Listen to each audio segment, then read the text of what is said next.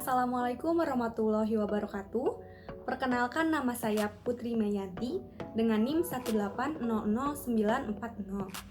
Saya merupakan mahasiswa jurusan Administrasi Pendidikan, Fakultas Ilmu Pendidikan, Universitas Pendidikan Indonesia. Dalam video ini saya akan menjelaskan mengenai kualitas kehidupan kerja dalam organisasi. Nah, untuk memahami bagaimana sih kualitas kehidupan kerja dalam organisasi, kita perlu tahu bahwa aktivitas bekerja bukan merupakan semata-mata hanya mencari upah saja, namun bekerja sudah menjadi sisi lain kehidupan manusia, yang mana kesehatan dalam bekerja itu menjadi faktor penting untuk produktivitas pekerjaan itu sendiri. Nah, kualitas atau mutu dari kehidupan kerja sering disebut sebagai upaya memanusiakan lingkungan kerja, karena sebagaimanapun pegawai adalah manusia yang mana harus diperlakukan seadil-adilnya dan juga memiliki hak untuk berbicara, berpendapat, juga mengumpulkan keputusannya sehingga pegawai merasa dirinya nyaman dalam lingkungan kerja tersebut. Lalu pendapat lain mengenai mutu kehidupan kerja dikemukakan oleh Stan Koster.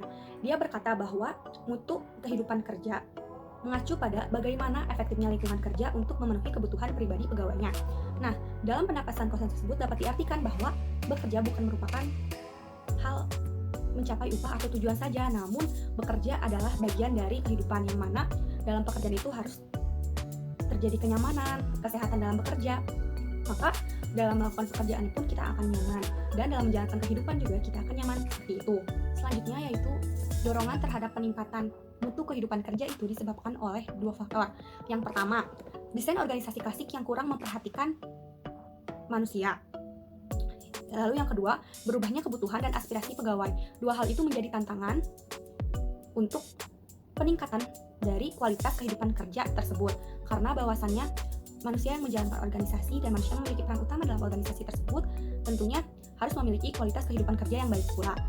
Dua hal tadi yang menyebabkan dorongan agar mutu peningkatan kualitas kerja terus naik seperti itu. Selanjutnya ada job enrichment dan job enlargement, yang merupakan sebagian cara untuk meningkatkan kualitas kehidupan kerja itu sendiri. Job enrichment atau pengayaan pekerjaan dapat didefinisikan sebagai suatu bentuk mengubah atau memperbaiki suatu pekerjaan sehingga seseorang pekerja mungkin lebih termotivasi. Ia memberikan kesempatan pada karyawan untuk pencapaian, pertumbuhan, dan tanggung jawab yang lebih besar lagi.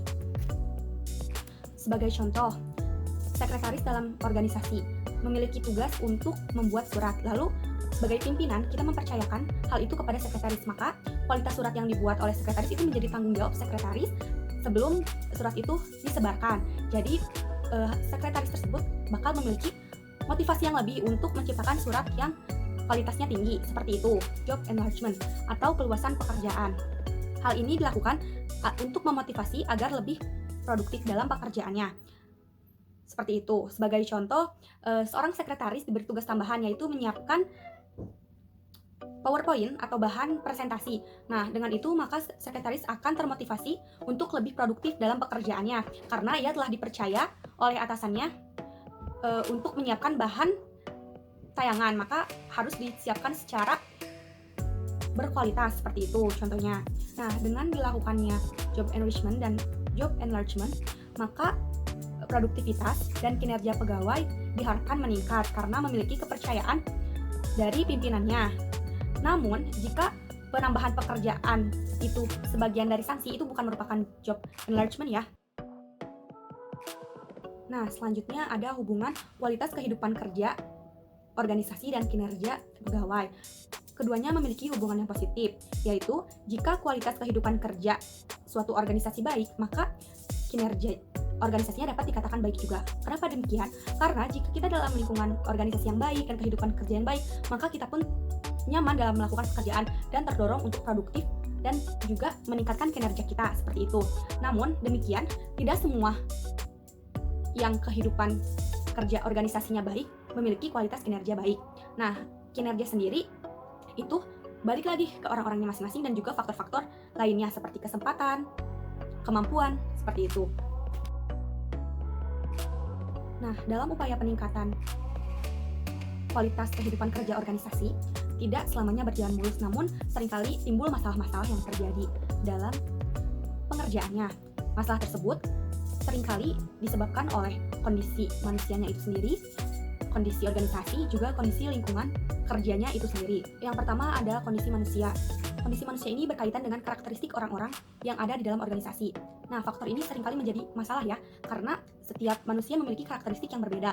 Dan dalam suatu organisasi maka akan menimbulkan budaya organisasi sendiri seiring berjalannya waktu. Nah, seringkali kondisi manusia ini menjadi faktor penyebab dari permasalahan dalam hal peningkatan kehidupan kerja di organisasi. Selanjutnya yaitu ada masalah organisasi.